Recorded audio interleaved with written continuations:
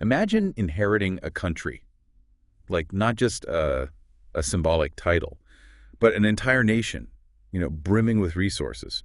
Just becomes your personal property. Wow. That's what happened to King Leopold II of Belgium. Yeah, it's a story that almost seems like it's ripped from the pages of a history book, but it's a stark reminder of the dark side of human ambition. And, we're going to peel back the layers of this free state and uncover the reality for those who lived under its shadow. This deep dive is going to unpack how this free state was anything but free for the people who lived there.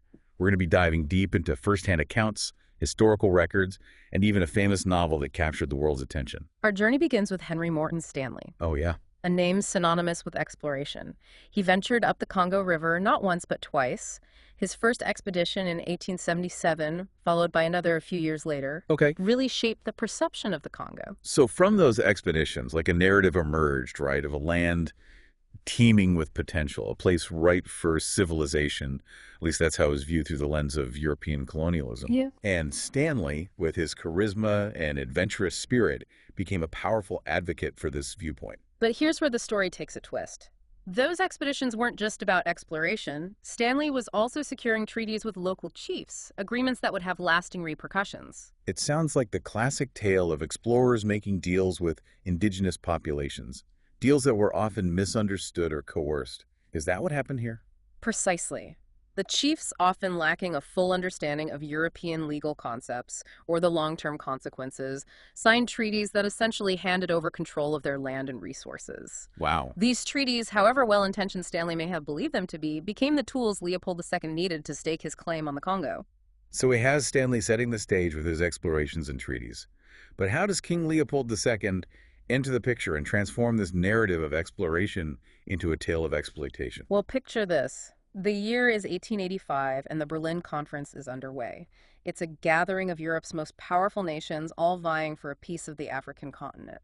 So like a scene from a historical drama, a room filled with powerful figures carving up a map and deciding the fate of millions. It was a land grab, cloaked in the language of progress and civilization. And Leopold, with his ambition and cunning, was a master player in this high-stakes game. He couldn't just claim the Congo outright, so he adopted a different tactic, a more subtle approach. So instead of brute force, he opted for deception. In a sense, yes. Leopold presented himself as a humanitarian, a benevolent leader who would bring free trade development and even an end to the slave trade to the Congo. He painted a picture of a brighter future for the Congolese people, all while masking his true intentions. It's amazing how often history repeats itself. Promises of progress and prosperity used to justify exploitation and control. Did anyone see through Leopold's facade? Amazingly, he was successful. He managed to convince the other powers at the Berlin Conference to grant him personal control of the Congo. It wasn't a Belgian colony, mind you, it was his personal possession. A territory 80 times the size of Belgium to rule as he saw fit. That's incredible. He played the game of international politics, masterfully securing a vast territory under the guise of humanitarianism. But we know this story doesn't have a happy ending. What happens when the mask of benevolence slips and Leopold's true intentions are revealed? That's where the story takes a truly dark turn. The year is 1890, and the global demand for rubber explodes. The Congo, with its abundant rubber trees, becomes a prime source for this valuable commodity. And Leopold, seeing a chance for immense wealth, sets in motion a system that will have devastating consequences. This is where we start to see the real cost of Leopold's so-called free state. A system designed not for the benefit of the Congolese people, but for the enrichment of one man. How did this system of exploitation work? It began with a simple yet brutal concept: forced labor. The Congolese people were coerced, often through violence and intimidation, into harvesting rubber. They were given impossible quotas to meet, and the punishments for failing to deliver were horrific. Mutilation, torture, even death became commonplace. It's hard to even imagine the level of cruelty involved. How could such a system operate for so long without anyone intervening? Well, Leopold had a tool at his disposal, a tool of terror: the force public. This private army, loyal to him alone, became the enforcers of his brutal regime. So this force public was essentially a mercenary army tasked with keeping the Congolese people in line and ensuring the flow of rubber continued. Exactly. They roamed the countryside, terrorizing villages and enforcing Leopold's will. One of the most chilling aspects of this system was the use of severed hands as a means of accounting for productivity. Wait, severed hands, you mean? I'm afraid, so soldiers were rewarded based on the number of hands they collected, creating a perverse incentive to kill and maim. It's almost too horrific to comprehend. A system so depraved, so driven by greed, that human life was reduced to nothing more than a commodity. And this reign of terror continued for over 2 decades. It's estimated that millions of Congolese people died during this period from violent starvation and disease. Millions. It's a number so large it's almost impossible to grasp. An entire generation decimated, a culture scarred, all for the sake of profit. It's a chilling testament to the depths of human greed and cruelty. And all of this was happening under the banner of progress, of civilization. It's a stark reminder that good intentions can easily be twisted, that power unchecked can corrupt even the most noble of goals. But thankfully, the truth about the Congo Free State couldn't be hidden forever. There had to be cracks in the facade, right? People who saw through the lies and dared to speak out against the atrocities. Who were these individuals who dared to challenge Leopold's regime? Well, there were several key figures who played a role in exposing the truth. One group in particular was instrumental in bringing the horrors of the Congo to light: the missionaries. Missionaries, so they were witnessing the brutality firsthand. Yes, they were living and working among the Congolese people, witnessing the daily suffering, the exploitation, the casual cruelty of Leopold's regime. They began sending reports back to Europe, letters and accounts detailing the atrocities they were seeing. It sounds like a David and Goliath story. A small group of individuals, armed with nothing but the truth, taking on a powerful king and his vast, brutal regime. It was a long and difficult fight. Leopold had powerful allies, and he used his wealth and influence to try to silence his critics. But the truth has a way of finding its way out no matter how hard you try to suppress it. And in this case, the truth had a powerful ally in the world of literature. Yes, in 1899, a novel was published that would shock the world and forever change the way people viewed the Congo Free State. That novel was Joseph Conrad's Heart of Darkness. That's a book that's still studied and discussed today. What made it so impactful? Conrad, drawing on his own experiences in the Congo, crafted a fictionalized account that exposed the darkness at the heart of colonialism. It wasn't just a story of adventure and exploration, but a searing indictment of greed, racism, and the dehumanizing effects of unchecked power. It sounds like he was holding a mirror up to European society, forcing them to confront the ugly truth of what they were doing in the name of progress. Did this novel have a real impact on public opinion? Absolutely. Heart of Darkness became a sensation, sparking debate and outrage. It helped to galvanize public opinion against Leopold and his regime. People were starting to understand the true cost of the rubber trade, the human cost, and the moral cost. So we have the missionaries bearing witness to the atrocities, and Conrad using the power of storytelling to expose the truth. But it takes more than just words to bring down a regime like Leopold's right. You're absolutely right. It took concrete evidence meticulously gathered and presented to the world to truly shake the foundations of Leopold's power. And that evidence came in the form of a report that would change everything. Yes, in 1904, the Casement Report was published. This detailed account of the atrocities compiled by a British diplomat named Roger Casement left no room for doubt about the horrors being inflicted in the Congo. So Roger Casement, a British diplomat, was sent to investigate the rumors and reports coming out of the Congo. What did he find? What he found was horrifying. His report, filled with eyewitness accounts, detailed the systematic brutality of the forced labor, the mutilations, the killings. It painted a picture of a regime that had descended into barbarity. And this report, with its undeniable evidence, had a profound impact, didn't it? It was a turning point. The Casement Report became a rallying cry for those who were fighting to expose the truth about the Congo. The world could no longer turn a blind eye to the atrocities being committed in the name of profit and progress. So the tide is starting to turn against Leopold. The world is waking up to the horrors of his regime.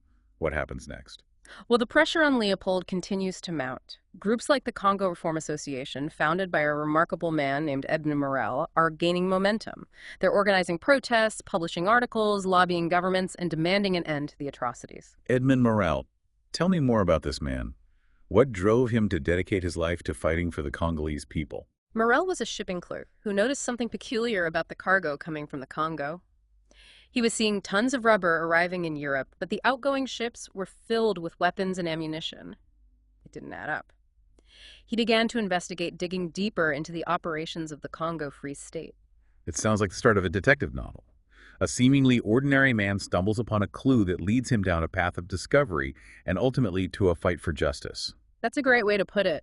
Morel's investigation led him to uncover the truth about Leopold's regime, the forced labor, the brutality, the exploitation.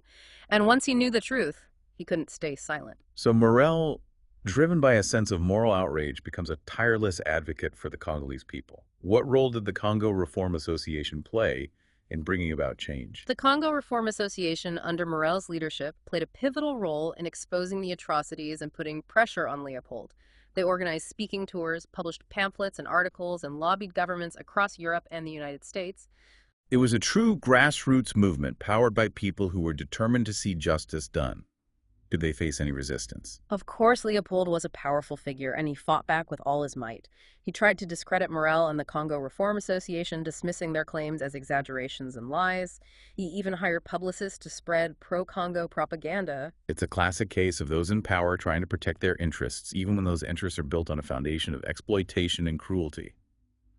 But the truth has a way of prevailing, doesn't it? It does. The evidence was too overwhelming, the outcry too loud. The world was finally waking up to the horrors of the Congo Free State, and the pressure on Leopold became too great to ignore. So, with the weight of evidence and public opinion against him, what becomes of Leopold and his reign over the Congo? Well, in 1908, after years of denial and resistance, Leopold is finally forced to relinquish his personal control over the Congo. The Belgian government, under pressure from both domestic and international forces, steps in and annexes the Congo as a formal colony. So the Congo Free State, this personal fiefdom, built on exploitation and brutality, comes to an end. But does this mark a new era for the Congolese people? Sadly, no. While Leopold's reign of terror is over, the exploitation continues, albeit in a different form. The Belgian Congo, as it becomes known, remains a colony, its resources exploited for the benefit of Belgium. True independence for the Congolese people is still decades away. It's a bittersweet victory. The tyrant is gone, but the system of exploitation remains. It's a reminder that the fight for justice is often a long and arduous one. Before we delve further, it's important to understand how Leopold House, a king from a small European nation, managed to gain control of such a vast territory in the heart of Africa. It was a masterclass in political maneuvering, leveraging international rivalries and exploiting loopholes in the system. It sounds like he was playing a high-stakes game of chess, outmaneuvering his opponents and securing his prize. What were the key moves that allowed him to pull this off? One of his most brilliant yet devious tactics was positioning the Congo as his personal possession rather than a Belgian colony. This seemingly subtle distinction had profound implications. I'm curious to understand how that distinction played in his favor. Why was personal ownership more advantageous than claiming the Congo as a colony of Belgium? By claiming personal ownership, Leopold cleverly sidestepped potential conflicts with other European powers. At the time, there was intense competition for colonies in Africa. If he had attempted to annex the Congo directly to Belgium, he would have faced immediate pushback from rivals like France and Britain. So he presented himself as an individual entrepreneur, a visionary leader seeking to develop the Congo for the benefit of all, rather than a representative of a colonial power seeking to expand its empire. Exactly. It was a brilliant stroke of public relations, and it allowed him to operate with a level of autonomy that would have been impossible had the Congo been a formal Belgian colony.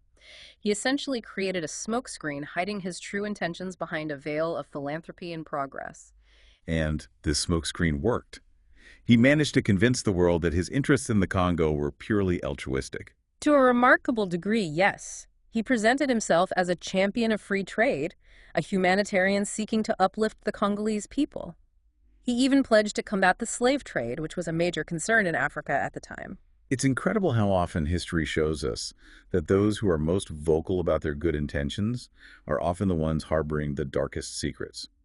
How did Leopold manage to maintain this facade for so long? He was a master of manipulation, using his wealth and influence to control the narrative. He cultivated relationships with journalists, funded scientific expeditions, and even commissioned propaganda to portray herself as a benevolent ruler. It sounds like he was a pioneer in the art of public relations, crafting an image that was far removed from the reality on the ground. But how long could he keep up this charade? The truth had to emerge eventually, right? Indeed. As the rubber boom intensified and reports of atrocities began to surface, Leopold's carefully constructed image started to crumble. It was a slow process, but the cracks in the facade eventually became too large to ignore. So we have the setting of the stage, the Berlin Conference, and Leopold's masterful manipulation of the system to secure his personal control of the Congo. We've talked about the rubber boom, but let's dive deeper into how this demand for rubber transformed the Congo into a state-controlled exploitative system. What were the mechanisms that allowed Leopold to profit so immensely from this resource? At the heart of this system was a ruthless and efficient apparatus designed to extract as much rubber as possible with little regard for the well-being of the Congolese people. Leopold, through a series of decrees, effectively nationalized the rubber industry, turning the Congo into his personal rubber plantation. Nationalized. Does that mean he declared all the rubber trees in the Congo to be his personal property? Essentially, yes.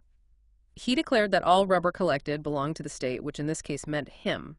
The Congolese people, who had traditionally harvested rubber for their own use or for local trade, were now forced to work for Leopold's regime, collecting rubber to meet quotas set by his administrators. So the very people who had lived in harmony with the land for generations were now being forced to exploit it for the profit of a foreign king. It's a classic tale of colonial greed, but the scale of the operation is mind-boggling. How did they enforce these quotas? That's where the brutality of the system truly becomes apparent. The force public, Leopold's private army, was tasked with enforcing these rubber quotas. They were given free rein to use any means necessary to ensure the rubber flowed. So this force public wasn't just a military force. They were essentially a police force tasked with controlling the Congolese population and keeping them in line. Yes, and they were notoriously brutal. They would terrorize villages, take hostages, burn homes, and inflict horrific punishments on anyone who failed to meet their quotas. It sounds like something out of a dystopian novel. A regime that ruled through fear and violence with its citizens living in constant terror. We've mentioned the use of severed hands, but were there other forms of punishment or coercion used to maintain control? Sadly, yes. The punishments were often incredibly cruel and inhumane. Flogging was common, and people were often held hostage, their families threatened if they didn't produce enough rubber. There are accounts of people being mutilated, their ears or noses cut off as a form of punishment. It's hard to grasp the level of cruelty involved. It seems like they went to great lengths to dehumanize the Congolese people, to strip them of their dignity and reduce them to mere laborers in this brutal system. That was precisely the point. By dehumanizing their victims, the perpetrators could justify their actions. They could convince themselves that they were dealing with savages, not fellow human beings. It's a chilling reminder of the dangers of prejudice and how easily it can be used to justify even the most horrific acts. It seems that Leopold and his regime created a system designed to maximize profit at any cost, with little regard for the lives of those who were being exploited. That's a very accurate assessment. It was a system built on greed, violence, and a profound disregard for human life. But this system couldn't last forever. The world eventually woke up to the horrors of the Congo Free State. Who were the individuals who dared to challenge this system? There were many brave individuals who spoke out against the atrocities. Missionaries working in the Congo witnessed the horrors firsthand and began sending reports back to Europe. They risked their lives to expose the truth, and their accounts played a crucial role in raising awareness. We often think of missionaries as being complicit in colonial endeavors, but in this case they were instrumental in bringing the truth to light. Were there others who played a role in exposing Leopold's regime? Yes, journalists, writers, and activists across Europe and the United States began to take up the cause. They published articles, organized protests, and lobbied their governments to take action. It seems that a groundswell of outrage was building, fueled by the courage of those who dared to speak out against injustice. Did this growing opposition have a tangible impact on Leopold's regime? Absolutely. As more and more people learned about the horrors of the Congo Free State, the pressure on Leopold and his administration intensified. So the world was finally starting to pay attention. The tide was turning. What happened next? How did this pressure translate into real change? One of the most significant developments was the publication of the Casement Report in 1904. This report, compiled by a British diplomat named Roger Casement, provided irrefutable evidence of the atrocities being committed in the Congo. We mentioned this report earlier. What made it so impactful? It was a meticulously researched and detailed account of the horrors unfolding in the Congo Casement, interviewed hundreds of witnesses, collected photographs, and documented the systematic brutality and exploitation that were rampant throughout the territory. It sounds like this report was a bombshell shattering the illusions that Leopold had so carefully constructed. What was the reaction to the report? It caused a sensation. Newspapers across Europe and the United States published excerpts from the report, and public outrage reached a fever pitch. It became impossible for governments to ignore the atrocities any longer. So this report was a pivotal moment, a turning point in the fight to end the horrors of the Congo Free State. It was. And it wasn't just the Casement report that was having an impact. Writers like Joseph Conrad with his novel Heart of Darkness were also contributing to the growing awareness of the situation. Conrad's novel, published in 1899, 5 years before the Casement Report, provided a fictionalized yet powerful account of the darkness at the heart of colonialism. It resonated with readers around the world and helped to shape public opinion against the exploitation happening in the Congo. You're right. Literature has a unique power to reach people on an emotional level to make them feel the human cost of injustice. And Conrad's work played a crucial role in shifting public perception. It wasn't just about abstract notions of colonialism or exploitation, it was about real people suffering real pain and dying real deaths. So we have the missionaries on the ground bearing witness and sending reports. We have journalists and activists raising awareness. We have the Casement Report providing undeniable evidence. And we have writers like Joseph Conrad using the power of storytelling to awaken the conscience of the world. It seems like a perfect storm is brewing, one that Leopold and his regime can't weather. What happens next? How does this pressure finally break the back of the Congo Free State? Well, under mounting pressure from both domestic and international forces, the Belgian government is finally forced to act. In 1908, after years of denial and resistance, they annexed the Congo as a formal Belgian colony. So Leopold's personal reign of terror over the Congo comes to an end. But what does this mean for the Congolese people? Does this annexation mark a new beginning for them? Unfortunately, not really. While Leopold is out of the picture, the system of exploitation continues. The Belgian Congo, as it's now called, remains a colony, its resources exploited for the benefit of Belgium. True independence for the Congolese people is still decades away. It's a bittersweet victory, isn't it? The tyrant is gone, but the system that enabled him remains in place. It's a reminder that the fight for justice is often a long and winding road. But we've covered a lot of ground in this part of our deep dive. Before we move on, let's take a moment to reflect on the key takeaways so far. What stands out to you as the most significant aspects of this story? I think what's most striking is the sheer scale of the exploitation and the brutality that was inflicted upon the Congolese people. Millions of lives lost a culture, decimated all for the sake of profit. It's a stark reminder of the dark side of human nature, the potential for greed and power to corrupt even the most noble of intentions. I agree. It's a sobering reminder that we must always be vigilant to question authority and to hold those in power accountable for their actions. And it's also a testament to the power of human resilience, the courage of those who spoke out against injustice, and the enduring hope for a better future. Well said. But our exploration of the Congo Free State isn't over yet. We've seen how Leopold gained control, how he exploited the land and its people, and how the world eventually woke up to the horrors of his regime. But there's more to uncover. In the final part of our deep dive, we'll examine the lasting impact of this dark chapter in history and explore the complex legacy of colonialism that continues to shape the Congo today. So we've explored the rise and fall of the Congo Free State, right? A tale of ambition, exploitation, and ultimately a struggle for justice. But as we turn to the final chapter of our deep dive, I'm left wondering about the long-term consequences of this period. What happened to the Congo after Leopold's reign ended? The transition from Leopold's personal rule to Belgian colonial administration didn't usher in an era of freedom and prosperity for the Congolese people. Right. While the most egregious forms of brutality were curbed, the exploitation of the Congo's resources continued, albeit under a different guise. So it was a change in management, but not a change in the underlying system.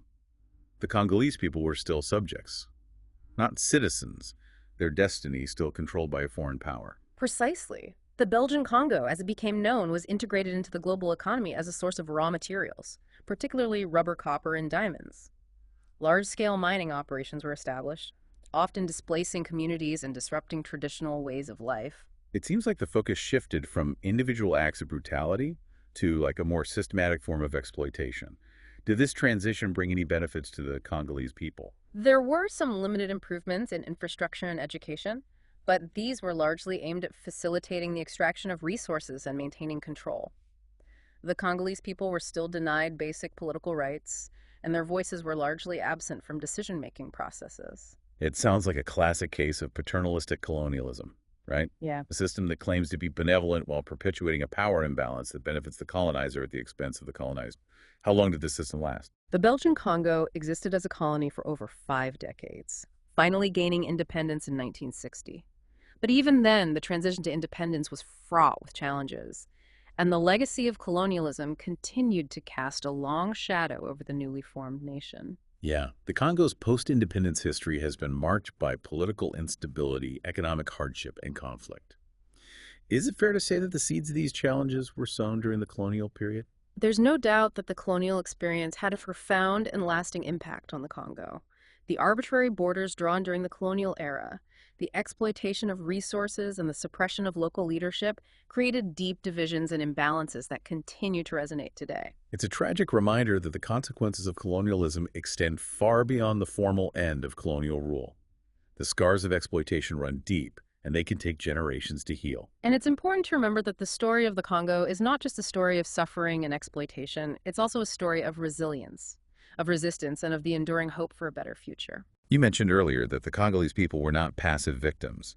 How did they resist colonial rule, both under Leopold and during the Belgian period? Resistance took many forms. There were armed rebellions, some large-scale, some localized, aimed at overthrowing colonial rule.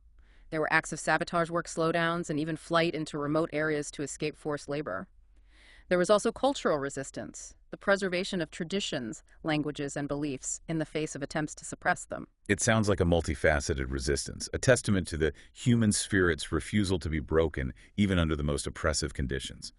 What about the role of art and literature? How did Congolese artists and writers contribute to the struggle for liberation? Art and literature became powerful tools for expressing resistance, preserving cultural identity and challenging colonial narratives. Music, dance, storytelling, and visual arts all played a role in maintaining a sense of community and shared history in the face of attempts to erase them. It's a reminder that resistance can take many forms, from armed struggle to the quiet but determined preservation of cultural heritage. As we conclude our deep dive, I'm struck by the complexity of the Congo's story. It's a story of tragedy, of exploitation, but also of resilience, of resistance, and of the ongoing struggle for justice and self-determination. And it's a story that continues to unfold. The Congo today faces numerous challenges, from poverty and inequality to political instability and environmental degradation, but there's also hope. There are Congolese activists, artists, and leaders who are working tirelessly to build a better future for their country, drawing strength from their history and their culture. So what can we as individuals who are learning about this history take away from this deep dive? What can we do to contribute to a more just and equitable future for the Congo and for all those who have been impacted by the legacy of colonialism? I think the first step is to educate ourselves, to learn about the history, the culture, and the challenges facing the Congo. We can support organizations working to promote peace, justice, and development in the region. We can also amplify the voices of Congolese artists, writers, and activists who are sharing their stories and their visions for the future. We can use our voices to challenge injustice, to advocate for change, and to build bridges of understanding and solidarity. The Congo's story is a reminder that we are all interconnected and that the pursuit of justice is a shared responsibility. It is. And it's a story that continues to inspire hope, a hope for a future where the Congo can finally realize its full potential, free from the shadows of its past. This deep dive has been a journey of discovery, and we hope it has sparked your curiosity to learn more. The Congo's history is complex, challenging, but ultimately it's a story that needs to be told. We encourage you to continue exploring, to engage with the issues, and to find ways to contribute to a more just and equitable world. Thank you for joining us on this deep dive.